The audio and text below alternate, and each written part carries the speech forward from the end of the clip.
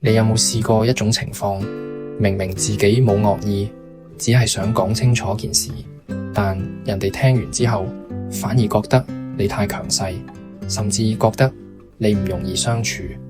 其實呢類人與人之間嘅摩擦，好多時唔單止係溝通技巧問題，亦可能同一個人長期形成嘅思考模式有關。八字入面嘅十神可以幫我哋從另一個角度了解一個人嘅性格。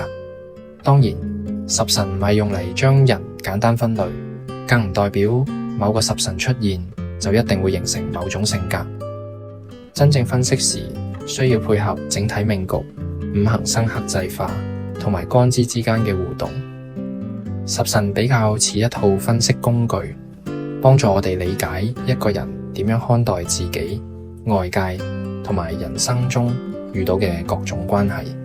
首先，比肩同劫財通常同自我意識、主見、競爭心理有關。呢類傾向較明顯嘅人，可能比較重視自主，重視自己話事。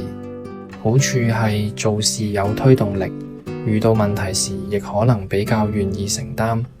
但另一邊，如果呢種自我意識太強，就容易忽略人哋點睇。例如，自己覺得只係堅持原則，但人哋可能會感受到壓力。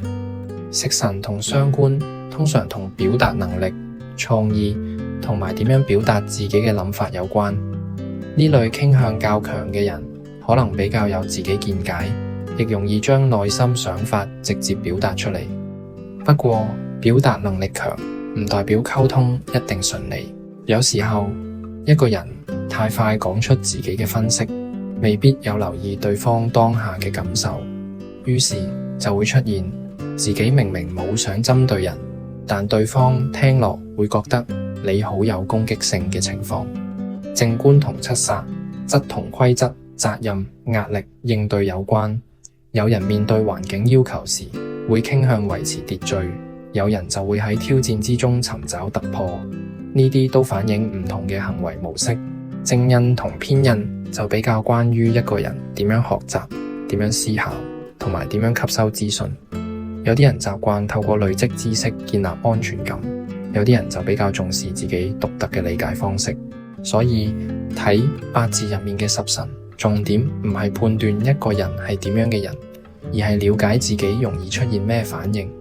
例如，一個習慣直接講意見嘅人，背後可能係重視效率；一個習慣照顧別人感受嘅人，背後可能係重視關係。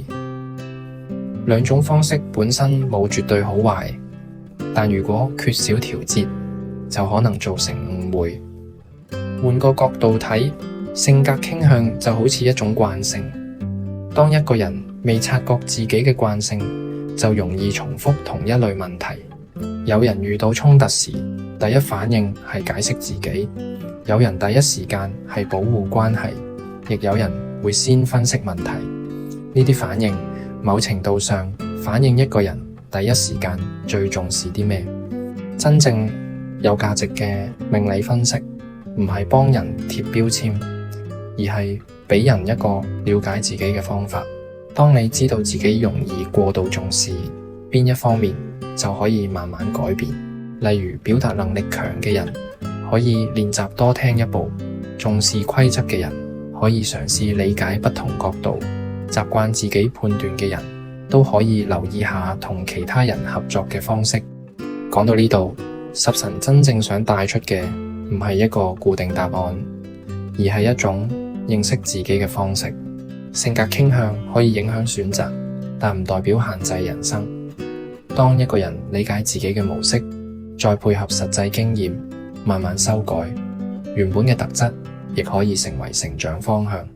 所以了解八字十神唔係為咗預測自己會變成點，而係幫助我哋更清楚知道自己點樣思考，點樣同人相處，同埋點樣揀一啲更適合自己嘅方向。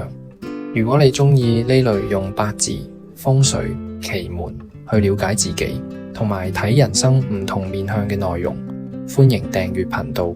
之後我哋會繼續同大家分享更多命理相關內容，包括八字、五行、十神分析、風水佈局，同埋奇門入面講到嘅時機判斷、人生選擇等等。